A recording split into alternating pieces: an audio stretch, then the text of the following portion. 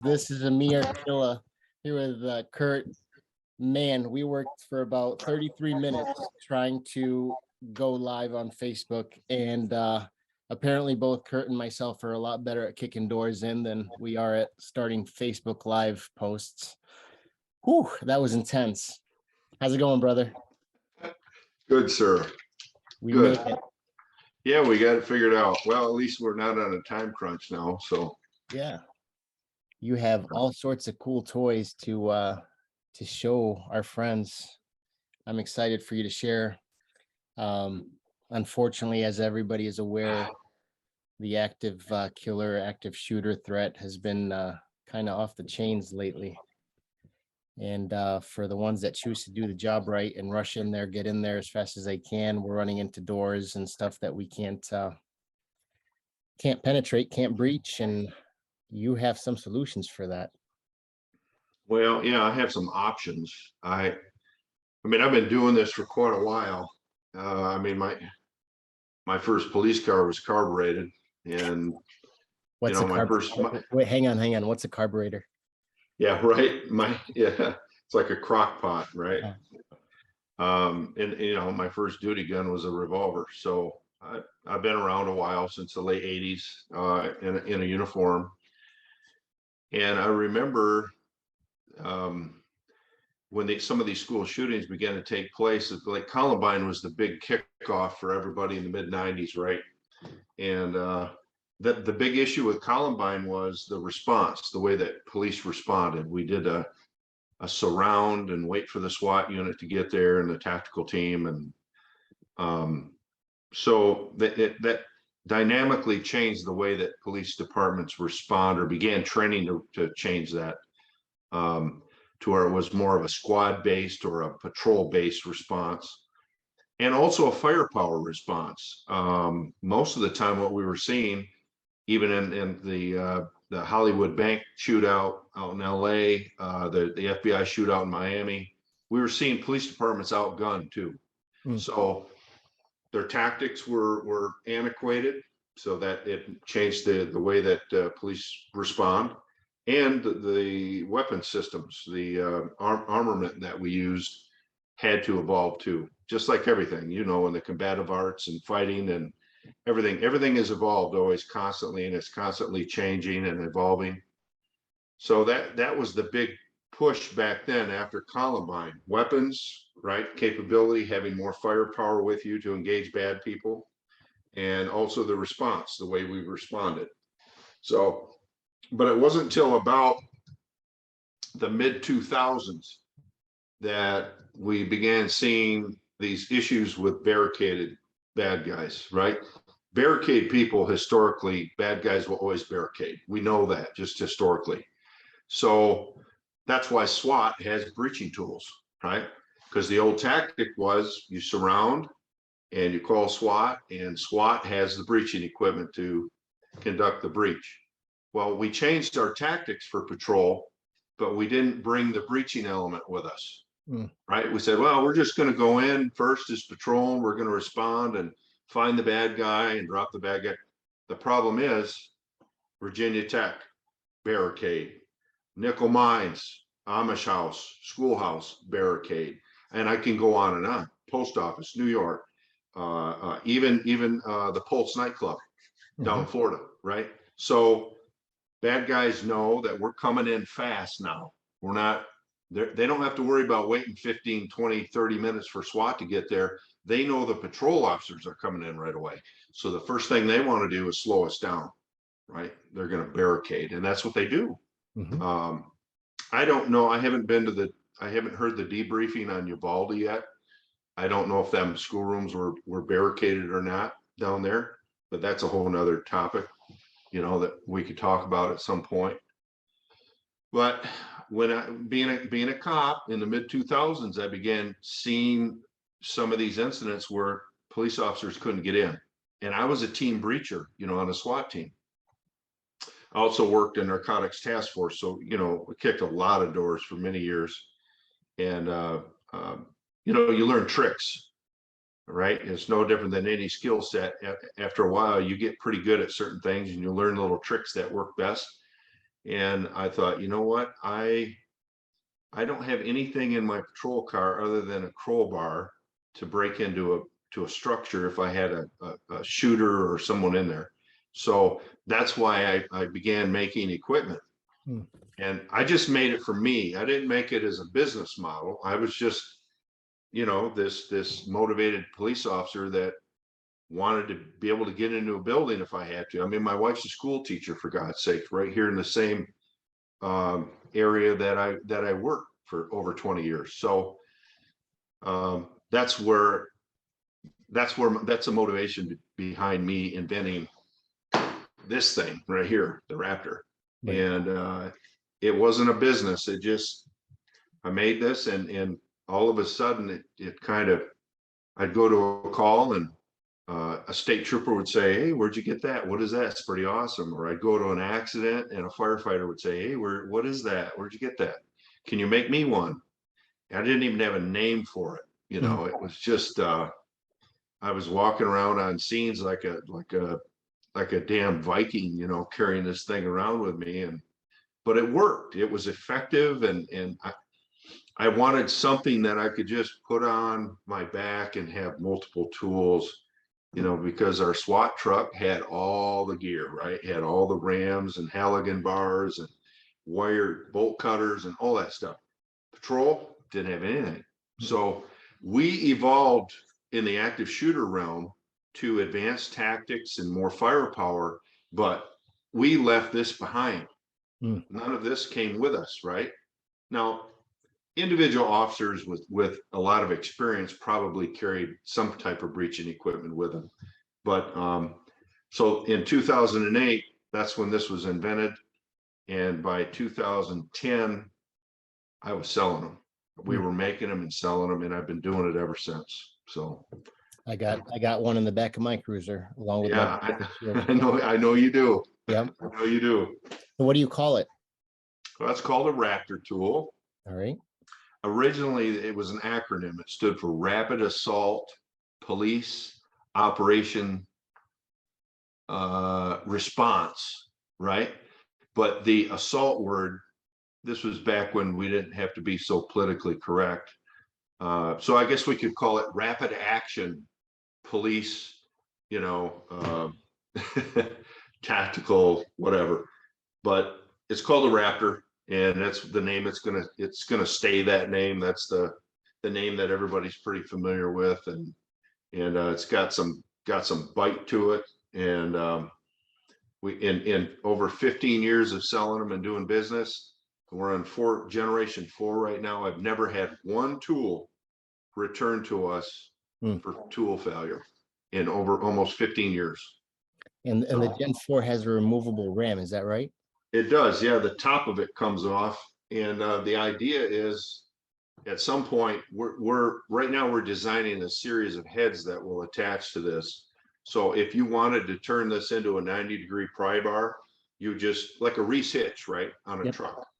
No different. You could turn this into a Halligan bar, or you could double spike it. You could run a spike off one side and a short pry, or you could run a wall or door penetrator on the end. So if you wanted to deploy camera, or you wanted to deploy gas or whatever. And then at some point, we may end up making a real big, heavy, robust ram, really big, add about 10 pounds to the tool.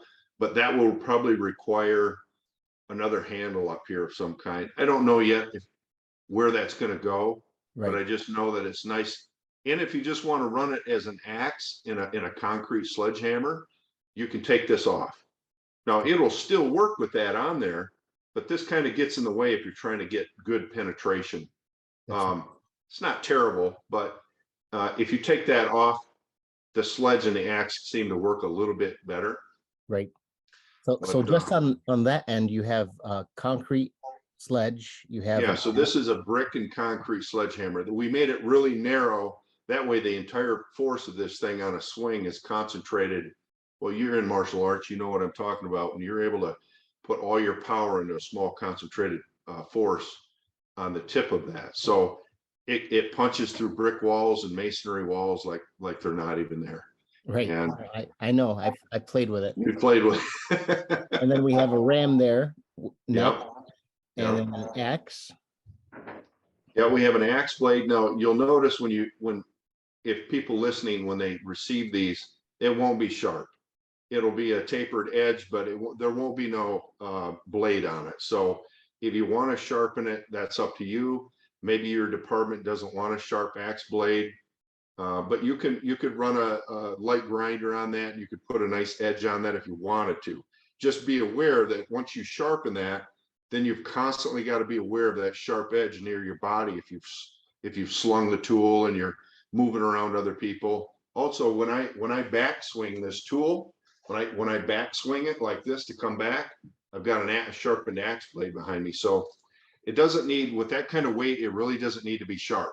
Right. It doesn't need to be sharp. It just needs to be tapered really nice. It'll shear hinges right out of doors. It'll chop wood. It'll go through drywall and boards. I mean, Chicago SWAT was chopping doors off cars with it. Right. I mean, it's a pretty robust, you've got one. So this is a 1/2-inch channel gas line shut off. Like if you ran into a gas line that you didn't have a tool with you, you could drop this down on top of the wrench, or I'm sorry, on top of the valve, and you could turn it and you could shut the gas off. And then this is a 1-inch fire hydrant tool. I'll be honest with you, we didn't put that on there for firefighters. I put that on there to lighten the weight of the tool, but I wanted to make it a functional cutout. So that's why we put that on there. And some police departments now are public safety. They enjoy having that on there. If they have that wrench, that's probably the most common fire hydrant wrench, or I'm sorry, size in the country. It's a 1-inch by 1-inch square. Right. Now there's about 5 or 6 different ones, but that's probably the most common one, I think, in the United States. Yeah, if you get a rig with just one firefighter on there, you could drop the hose you attach to the fire hydrant, have them take off and charge the hose for them. So Yeah, exactly. what about the other end? What's on the other side there? So we've got a fork. It's a tapered fork, and this is what we call a chisel, right? So it's flat, and if you look at a lot of my tools, like the Life Spike, and you'll see it's got a chisel edge on it. So it's flat on one side and it's tapered on the other. Same thing on this tool. It's flat on this side, it's tapered on this side. And that allows you good penetration, especially if you're working off a door jamb. You want to run this flat against the wall or against the door jamb. And then as you drive this tool in, you get separation. It spreads, it's a wedge basically. So I can set this tool up like this on the door jamb, and then this works as a handle also. And then I can have somebody else hammer this in, and it just drives and splits. Right. So it's not, a lot of pry bars are really narrow and they're good at getting in, but by the time you get in, you don't have enough leverage to create enough force. This thing, as you drive it in, it begins to split and spread the wood like a wood splitting wedge. Right. Right. As you drive it down in, it starts to separate and split the wood already. So that's the purpose behind that right there. It's got a little fork on it. So these work pretty good for hooking onto your hinges on doors.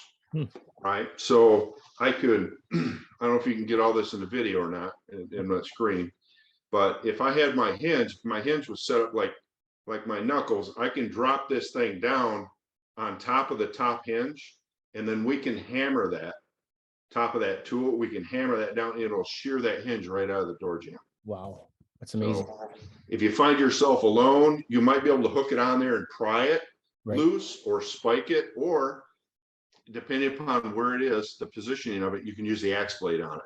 We can set the axe blade on it and hammer it this way too. That's awesome. That's awesome. It's got a rubbered handle, rubberized handle. So this is a 1-inch hot rolled handle. The handle is actually inserted all the way up into the main head. And then rather than pinned in, we welded in on both sides. Wow. Early on, we tried to pin it like 10 years ago when we were first building some of the different designs. And we found after really, really hard use we'd get a little movement, which wasn't a failure, but I wasn't happy with it. So we just decided just to weld them in hard. So we weld them in hot on both sides. Same thing on the bottom. This handle goes all the way down to here and it's welded in on both sides. It's not going anywhere. Yeah, and this is it's A36 structural steel. So this steel that we're using is it's a machinable steel. It's a good machinable steel, but it's the same steel they'll use in bridges and building construction when they're building upright the big giant building beams. Right. That's what this is made of. It's solid. So There's no doubt. Yep. yeah. The one recommendation I'll make to any patrol officer that's putting in for these is get yourself a sling to go with it. That's right. Yeah, last thing you want, I responded to a false active shooter report, and having to pick between that and your rifle, make sure you get yourself a sling so you can throw that on your back and get in there. Oh, you Yeah, got one there. Yeah, just a really simple. What we do is we just run paracord loops through these sling holes, and then with these small HK clips, we just snap it in. It doesn't have to be a fancy sling. The only thing I would recommend is a non-bungee sling for this. If you're running and you've got this thing slung on your back, I recommend you put the heavy head down by your hip behind your primary pistol if you're right-handed. And that way your hip, if it does jump or bounce a little bit, it's just going to bounce off your butt or your hip. But if you have a bungee sling, if you jump real hard, the whole thing's going to want to do that. So we just recommend a solid strap, a solid 2-point sling, one to the front, one to the back. And then when you sling it, you sling and put the axe head and the heavy end down by your butt. So perfect. Yeah, I didn't even think of that. That's great to know. And I'm sure your armor has a bunch of slings sitting in the armory there. So check with them or go out and get yourself one. Unless you have them, Kurt? I really don't. We tried to make a few of them. A friend of mine, he's got an incredible company. It's called Cold Steel Tactical. He's a retired first sergeant, Army first sergeant, tanker, and he created this series of slings called the Gunner Sling, and he's got about 5 or 6 really awesome slings, and he sells them to the Department of Defense. They go in the PXs and they go all the exchanges, and he made us a series of simple slings like this. But right now our cost point, it's kind of a business thing because we had a foundry that had been building our Generation 3 tool, like the one that you have, for almost 9 years. And with the big turn down in Michigan, with the economy and everything that's been going on, after Uvalde happened, right, we sold everything we had. It was gone. It was every Raptor tool, every Rescue Hawk, every Life Spike, everything that we had in inventory was like wiped out. Wow. And the Life Spike and the Rescue Hawks are not made in the same process. They're made from White River Knife and Tool. It's a world-class blade making company located right up here by me in West Michigan. They had more of these on the way, but the Raptor tool, we had to contact the foundry, and they told us 10 to 12 month lead time with over a 200% pricing increase. Wow. Labor shortages and raw material shortages, right? Okay. So I said, well, we can't do that. We're going to have to come up with another option. So me and my business partner who runs the finishing part of this tool, we took the dies down to a foundry in Detroit, and they told us, I think, 6-month lead time. But again, our price point was almost 200% higher. So we chose to do it another way. And all the old tools were done. Well, the first generation was fabricated, welded. They were all welded together, right? Real barbaric, simple, but you know. The second generation tool was done in a sand mold or sand casting. So it was a beautiful tool, but it was extremely crude looking. You couldn't put any finished stuff on it because the way the castings were done, it looked like a boat anchor, right? It had that real rough look to it. And production was difficult for mass amounts, for larger amounts. So then we went to a investment casting, or they call it a lost wax process casting. And that's how we've made, like the one that the Gen 3 that you have, that's how we made for almost 9 years. We made them like that. Wow. So we've got these massive dies. They're just sitting there. And we decided to go another direction. So these are water jet now out of a giant beam of steel. And we used all veteran owned companies up here in West Michigan. Awesome. And so the water jetting is done by one company. The CNC machining is done by another company. And then the powder coating is done by another company. That's awesome. So there's, Michigan. all right here in Michigan. It's all right here in Michigan. And that's the way we plan on keeping it. It's going to stay here. So beautiful. Yeah. Awesome. Yeah. You teased our audience real quick with something that looks like this. Yes. Absolutely. Yeah. Life spike. Life spike. It's not very concealable. No, it's really not an everyday carry. No. It wouldn't be something you'd want to hide on your hip, try and hide on your hip, but it's really not meant for that. It is a purpose-built tool. Could you use it? Obviously, you could use it for personal protection if you needed to, but the way that this thing is designed, it took 3 years of development to put this on the market. And I had some earlier versions that I used to make, but I'm not a knife maker, and they're a traditional knife person, a knife builder will not call this a knife. This is more of a tool. It doesn't have some of the components that a knife does, but it's got a lot of things that a knife doesn't have. Right.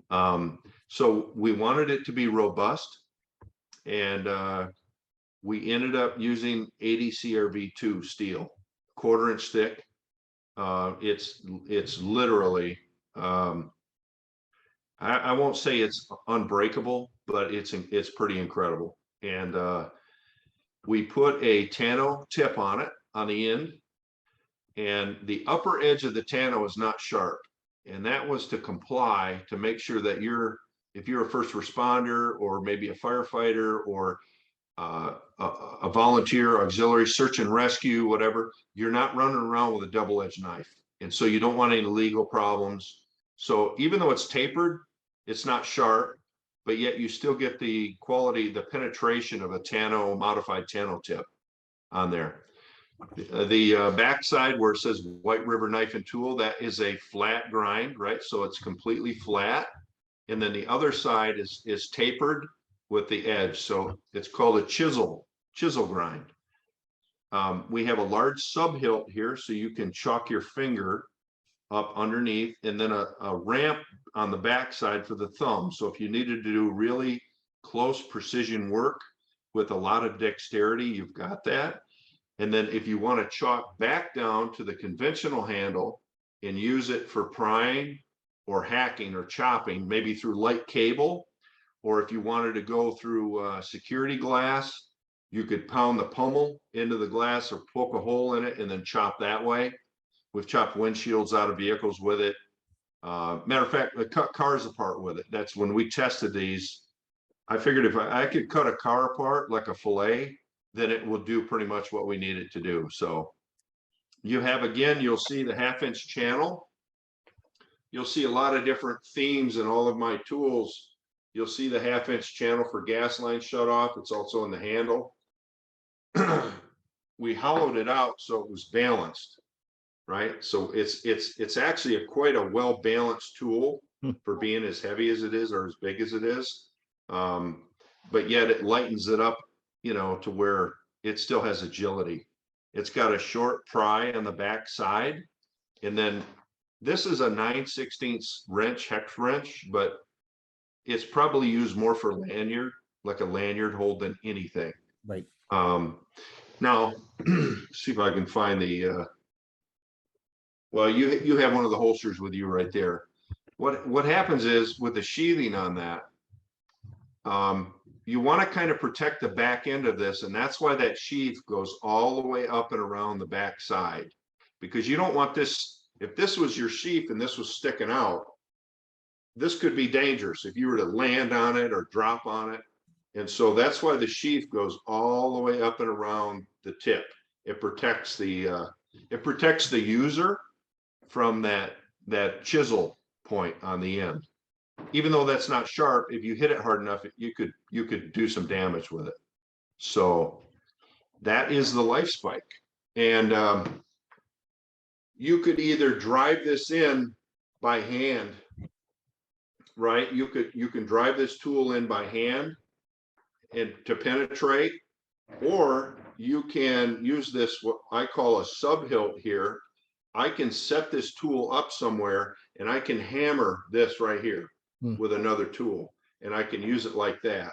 So I can set it like this. I could hammer it down in this way, and then you can pound on the back side of this blade because the thickness is strong, it's thick, and you can hammer and chisel your way through, like I said, cable, security glass, whatever, plexiglass, you can get through it. So that's a life spike.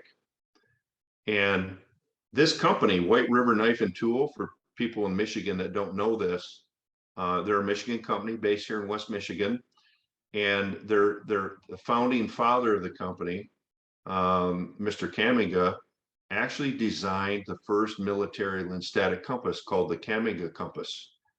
And the company transitioned from a compass company into a knife and tool company. Wow. And it was just God's will that I ran into them one day about 5 years ago, and we co-partnered on this blade and on the Rescue Hawk. That's awesome. So, yeah. That's awesome. Speaking of the Rescue Hawk, what's that bad boy do? Okay, so another one here. What you'll see is a lot of reoccurring themes in the designs. You see the handle and the gas line shut off is similar. The material's the same, ADCRV2, 1/4 inch thick. The scales are all interchangeable. So the handles, the G10 handle scales, this is a high visibility orange. If you're doing search and rescue, there's not really any need to be covert. They're probably, hoping that you're going to be high visibility. So here's your bright yellow, your orange. We make black. We have a thin blue line one. We have a thin red line. But the Rescue Hawk was tested a 3-year, part of that 3-year materials testing and product development on vehicles again. We cut cars apart with them. The earlier versions had a horn here. This horn was sharp, where the newer ones are not. This is not going to cut me at all. The earlier ones, we sharpened this, and we chose not to sharpen them for the finals. Now, there's a few out there that are sharp that were early on, but this is a hooking device. So you can hook with it, and you can pull, you can yank. It'll still, even if it's so narrow, it'll still pull right through a glass windshield if you pull on it hard enough.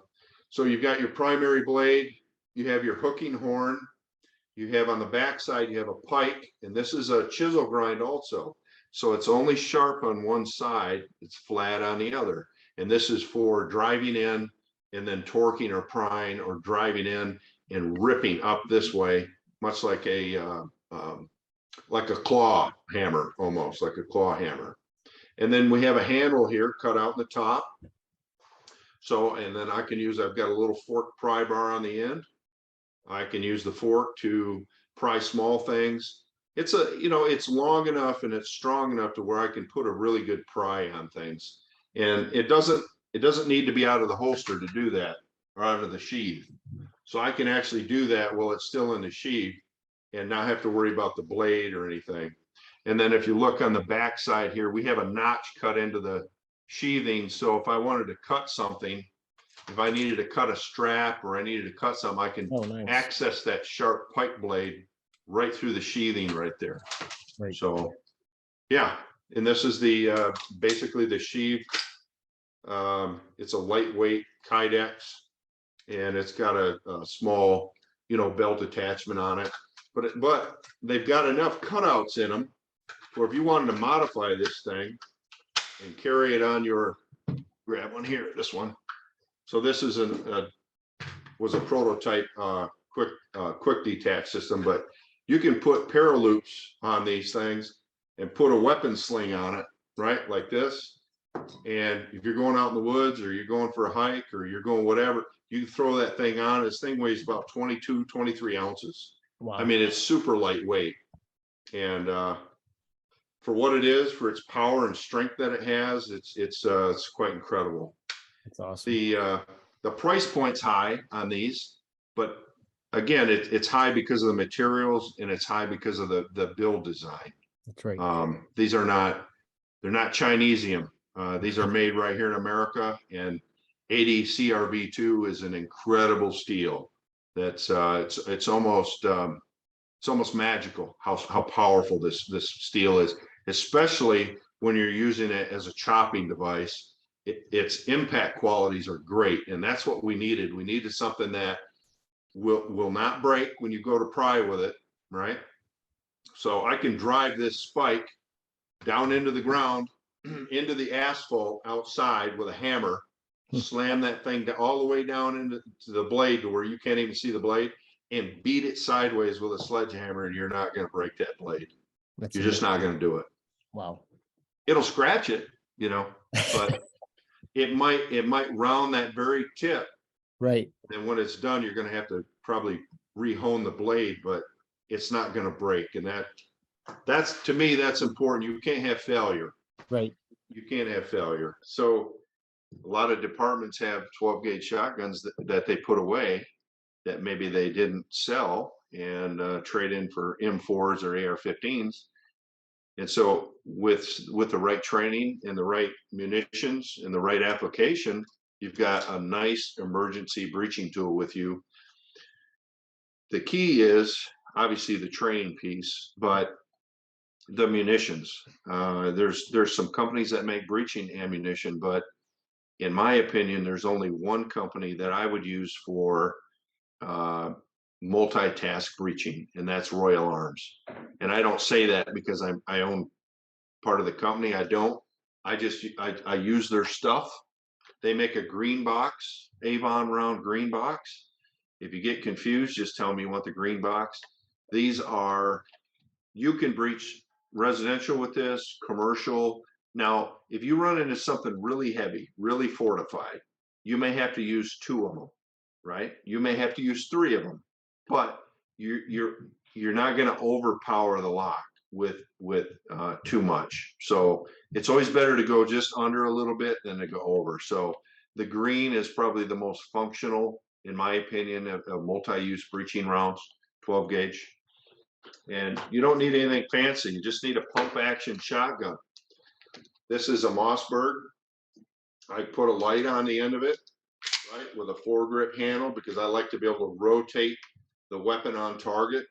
And also, if I transition to my other hand to hit a lock from a funny angle, I can turn the weapon with this, as opposed to trying to grab this slide or trying to grab it under here and rotate my arm in a funny manner. I can just grab that forward grip like that, and I can rotate that weapon up, down, whatever. So this is just a simple Mossberg pump action. Safety's on top. It's got a tube magazine, and here's one of the keys. It's got a standoff on the end of the barrel. Now, they make some clamp-on standoffs that you can take, like if you had a regular 870 or a Mossberg, you can buy a clamp-on that will clamp on and you can lock it in place. Probably the best one that I found on the market that I have on a couple of mine is, they're called, they're made by Witt Machine, W-I-T-T, Witt Machine. They're made out of steel, and they are magnificent. If you put a muzzle brake on the end, like an aluminum muzzle brake, they're great for muzzle brake, but they're not real good for driving it into a target, right? Or pressing it into a door lock mechanism or into a metal door. you probably will bend it and deform it. And then you could have, if your round comes out and hits part of the break, if it's bent or dented, it could blow it off. The point of having this ported at the end is so weapon is clear. Matter of fact, I'll put my thumb in it because I'm going to do something that everybody might freak. If you push your muzzle up against something and it's not ported and you pull the trigger, you're going to blow that barrel apart. It's going to blow back down the barrel, and we call it Elmer fudding the barrel, or it just blows the barrel apart like that. Very dangerous. It'd be like sticking the muzzle of your weapon down into the dirt and plugging the barrel, right? And then pulling the trigger. Creates too much overpressure. Even with a shotgun, 10 to 11,000 PSI in a barrel, as opposed to like a rifle might be running 30 to 35,000 PSI.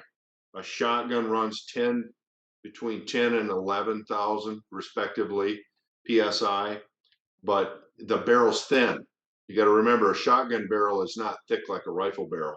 It's a thin barrel. There's no rifling and grooves in it. So that back pressure combined with that PSI and that large diameter can split that barrel, which you don't want happening. Because if that happens on your first hit, if you're coming in to knock a lock out and you take that first one, boom, and it splits your barrel, your shotgun is no good anymore. Right. You're not going to be able to continue to move into the building and breach with a shotgun because the barrel is going to be compromised. So a real simple pump action shotgun, you can put a pistol grip on it. If it's got a butt stock on it, that's fine too. It's not a game changer, right? It's not a big deal. What we're concerned about is this right here, the standoff and the pump. We don't want to try and run breaching rounds out of a semi-automatic shotgun because it won't cycle. The only shotgun that I'm aware of right now, the only semi-automatic 12 gauge shotgun that will cycle lighter breaching ammunition is probably the Genesis. I think it's called a Genesis G12. It's a semi-automatic, but it's not a gas-operated shotgun. It's more like a recoil-operated shotgun, like your pistol, right? That's kind of how the barrel has got a pivot in it, and it's just was designed, I think, originally for special operations, and it's just now really John Wick will be using it in his new John Wick movie. You'll see the Genesis 12 in the new John Wick. It's a magazine-fed 12 gauge, and it will feed almost anything. But for your average small town or lower budget police department, you don't need anything fancy. You need a good pump action 12 gauge shotgun with a good standoff on it. I'll have to check mine in my car. We have what they call a breacher muzzle on it that's kind of serrated around the front, but I don't know if it has that relief on it. So I'll have to check that out. What makes a breaching round different than a regular round? Well, a couple things. One, it's not as powerful, right? So it doesn't quite have the amount of push behind it. But most of them are powdered zinc, and they're encased in you really can't see it by me showing you this. These are all color coded. This is the green Avon round, or TSAR Avon round by Royal Arms. It's a powder. Basically, it's a compressed powder. And usually it's encapsulated with like a polyethylene wrap or a copper jacket. And as it penetrates and blows the lock mechanism apart, it begins to disintegrate and come apart. So if it pushes through the door jamb, right, if you're not hitting it at the right angle and it happens to push out into the room behind it, a lot of times it's coming out as flying powder, right? Still could be dangerous if you had a victim, let's say, hunkered up against the door and you had no idea they were there, and you come in and you don't shoot right, you're not taking the right angles and you're not attacking the locks right, you could actually injure or kill someone on the other side if you don't know what you're doing. So the difference is it's powder, it's compressed powder. It's a slug, but it's compressed powder, and as it hits anything hard, it breaks apart. Right. Got it. So, Got it. I need to come to your next breaching school. love that. I just had one down in Muncie at MTAC, and I got hit in the face. I mean, you've been hit in the face long enough to know. I got hit with a piece of rebar right here in the cheek, Mm, and I had my iPro on. Thank God I had my iPro on. luckily. So what we do is we have these half-inch round re-rod pieces of re-rod or steel bar, and we clamp them onto these breeching doors, and then we hit them with breeching rounds, different levels of breeching rounds, and we have a rebar cutting round too. That is a steel slug. Hmm. That's different. It's not a compressed powder like these. It's actually meant to penetrate steel rebar. And when I was clamping the bar on to lock it in place, the clamp came loose and the rerod popped off the clamp and slammed me in the face. Man, Uh, it didn't feel good, but I knew I was like, okay, I could still move my jaw, my eyes still like worked, there. Yep. and there was just a little bit of blood, but you know how your cheek when you get hit real hard, eventually your cheek will stick way out like this. Oh yeah, you could see it. Yeah, so it's healing up pretty good now, but I mean I'm already married. I'm not out looking for girls, so I That's don't have to right. worry about Yep. having I've never had a pretty face anyway, so I'm not concerned about that. Right. But yeah, so here's another little thing, Amir. This is you see this little wedge? Door chuck. Yeah, well, this is a wood felling wedge. You can buy bundles of them online. You can find them. They're made out of plastic, right? And I paint these with if you want them black, you want it to look cool, and you want them black so they don't glow in the dark. But a lot of times, you during a rescue, you don't want stuff that's hard to see in smoke and dark conditions. So these actually come in yellow. They come in fluorescent green, and you buy them in bundles of 10 or 12 in a bag, and you could carry them with you. You can either lock doors in place, or you can use these to pound them into near a door mechanism and create space, Hmm. right? If you want to get a better pry or something, you can set these up and hammer these in, and then you can get your pry wedge in there nice and pop. The advantage is this: they are super lightweight. You could put 15 of these in a cargo pocket and hardly even know they're there. Wow. And they're one-time use. So if you happen to crack them or they break or who cares, right? So What did you I call them?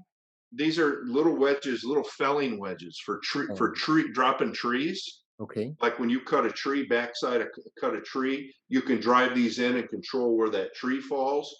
These are real popular in the chainsaw community, right? The wood cutting community. Right. But I keep bundles of them in my trailer, and I've got them in my kit. And I put little 550 rings on the back of them, so they're easy to. If I wanted to, as I was making an approach, if I wanted to have a couple of them bundled up on my gear, I could just pull one off, get it set up, hammer it in, or you can secure doors this way, Right. right? We shut a door, we don't want any, or we shut a door and we don't want anybody coming in from behind us. We can loop this underneath and take our tool, right? Loop this underneath on the ground under the door and hammer this baby all the way in on the bottom. That door ain't coming open. Right. But you want to be careful about doing that though, by when you're backlocking doors as you're moving, because if something happens and you run into an ambush or you end up with a casualty in that room or what, now your secondary officers can't get to you. They can't get through that door, and you just want to be aware of that. But yeah, Yeah. they're little Yeah. wedges. Never thought of that. That's awesome. So I'd like to have a discussion with you at a future date about setting up your kit for patrol guys and how to deploy an active shooter and what to grab. sure, So yeah, that would be awesome. absolutely. You That's good know, stuff. Amir, you know this. Agencies spend how much money would you say that your typical agency spends on one M4 rifle with the optics and the sling and the munitions and everything? Couple $1,000? Easy. Easy. I mean, I've seen some departments, some agents, especially the SWAT guys, right? Because they're prima donnas, they get all the bells and whistles. Right. They have some of their weapons, just their weapon alone without any optics are worth $3,000-4,000, right? And then you start adding all the extras on that, all the gingerbread, I call it. You could end up realistically with a 3 or 4 or maybe even a $5,000 patrol rifle after everything's with the light and the optic and all that stuff. But yet a lot of agencies, they don't have a breaching tool. in their car. So you got all this training, you've been to all these cool schools, and you've spent years on the range, and you've been in the gym, and you've got the weapon, and you've got the training, and you go to this active shooter call, and you go up to the building, or you go in the first door, and guess what? You can't get in. Can't get in. You're just sitting there, right? Right. Sitting there. I mean, That's to gotta me, be a frustrating feeling. to me it makes no sense. You're unprepared at that point. Um, you know as well as I do, or even more so than I do, that you can have a great plan, but as soon as you get kicked in the face, that plan changes. You got to change it, right? You're like, well, where'd that come from? I didn't know this guy could kick like that. I'm gonna have to change the way I fight this guy. So the same thing with active shooters and bad guys. I mean, we're gonna, not every call is the same, and by simply not having a breaching option, you're literally allowing the bad guy to defeat you and to kill innocents because you haven't invested in maybe a $200-300 breaching tool with some simple training. That's right. You know, Yeah, so I was really proud of my department being such a small agency, but being so forward thinking with our chief and getting one for every cruiser. It's awesome. Hopefully we yeah, never have to use it, but we want to train like we're planning on using it. So right. need to get into some more of your schools and uh, get our guys trained up here. Yeah, I'd love to train with you sometime. I know the smaller agencies, it's easier for them because even though they don't have the big budgets, it's much easier to equip 5 cars than it is 50, That's right. right? So what I found recently is that the orders that we're getting for some of the breaching tools, like the Raptor, 10 here, 12 there, 8, 7, whatever. So all the smaller agencies are really equipping themselves. In the larger agencies, it takes a big line item budget cost to equip every patrol car with a new tool that costs a couple $100. Yeah, it takes time to steer such a big ship. It does. Yeah, it does. And so sometimes the advantage is on a smaller department, you can change things much more rapidly than you can with a big agency, big budget. So, yeah, I'd love to train with you sometime. I know you're down there little south of me, but How far north are you? I'm about 2 hours north of you. North. Okay. All right. So, Around Big Rapids area. yeah, Okay. yeah, in that general area. I'm Yeah. over there. Yeah. Awesome. Yeah, I'll hit you up offline, brother, and I'd love to get into one of your next schools that's close by, and we'll bring this stuff back to Southwest Michigan and help save lives. That'd be great. I'd love that. I feel really bad knowing that there's a lot of agencies out there that they've got all the equipment, all this training, but yet they don't have something as simple as a breaching option. And just having the tool is not enough. You've got to know how to use it, right? It's almost like admin completely overlooked this aspect of it. I mean, you're Yeah. absolutely right. Yeah. We got our guys geared up, we got them trained up. Now, how do we get them into the fight? Nobody thought of that. Yeah, you've got remember in the academy where they would say during emergency vehicle operations, they would say, if you can't get to the scene safe, you're of no use to anybody, That's right. which is true. It's the same thing on an active shooter. If you can't get to the shooter, you're of no use. That's right. You've got to be able to get to the shooter, whether it's going through a wall, like a firefighter, right? Firefighters in my class, we talk about this quite a bit. They do rapid intervention training, rapid intervention. They call it RIT or RIP Right. training, where they literally, like, you get trapped in a building that's on fire and you can't go through the doorways and the windows. Yeah, You you're got to going go for through the 15-inch walls. studs. Yeah. Right. So I want police officers to start thinking, think outside the box. Now, when I say think outside the box, I mean, you should know everything in the box already. That should be part of your workspace. But I want you to start thinking outside the box now, because we can't get through the window. We can't get through the door. Now we're pinned down. Now we're trapped. Now what are we going to do? Let's for example, let's just say like Uvalde, right? The shooting in Uvalde. I've had people say to me, you've been training and doing this stuff a long time. What do you think? Why didn't they go in? Why didn't they go down there? Probably many different reasons, but obviously their commander, for whatever reason, maybe thought it was 1995 and decided to wait. But even if we can't get in, even if me and you showed up on scene and this guy was firing through the wall, through the door, whatever, even if we didn't have any shields, even if we didn't have any breaching equipment, and it was just me and you with our rifles and our weapons, we're still going to draw his fire. I still want to draw his fire, because every round that he expends on us or towards us is a round he's not expending on a child or a victim. And it gives us his location. So it expends his capability and it gives us his location. So at some point we're going to be able to fire and maneuver on him. But there's always something you can do, even if, okay, we can't get in that door because it's locked and we don't have the capability. But we can still, you've heard of, people listening, heard of ruse or distraction. We can use that capability. We can use deception when it comes to this. Absolutely. Most people think, well, police officers, they shouldn't deceive people. Well, guess what? If there's an active shooter in your child's school, I'm going to be deceiving him and thinking he's going to think I'm coming through that door, and I'm not. I'm coming in behind him over here.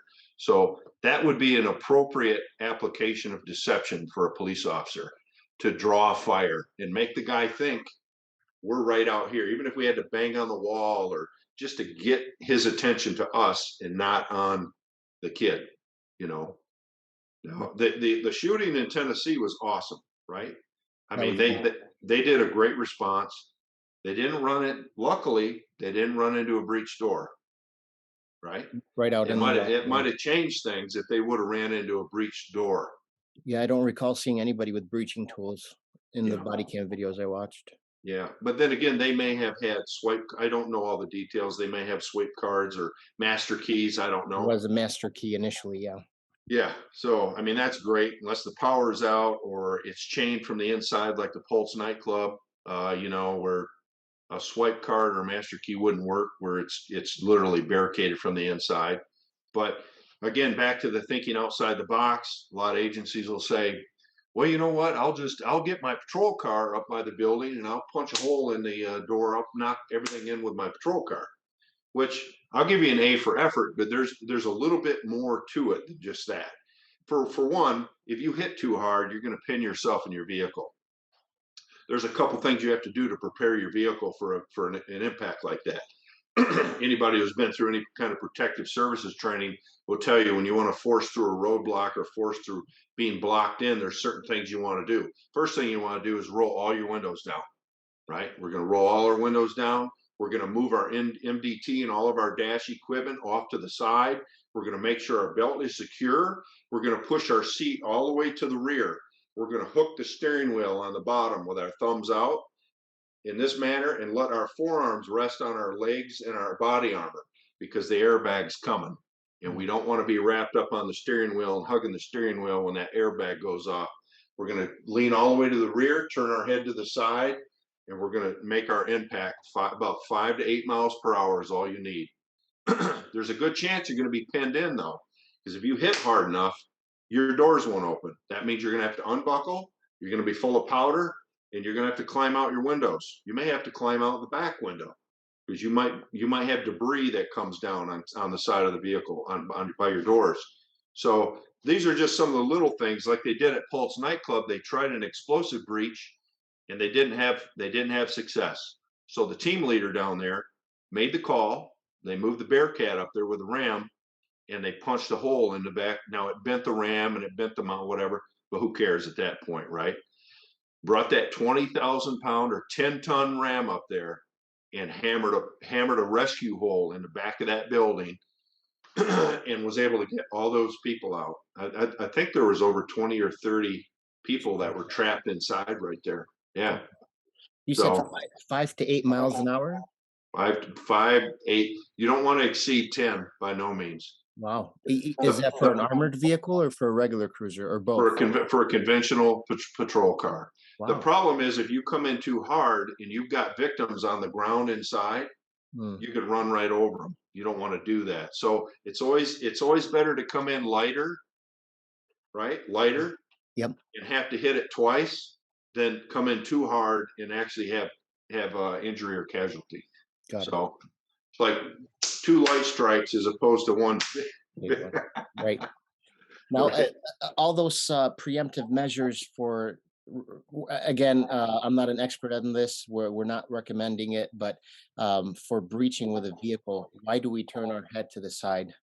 Well, because if for That- some reason, yeah, if for some reason your head remains straight and you're too close, that airbag's going to hit you in the face.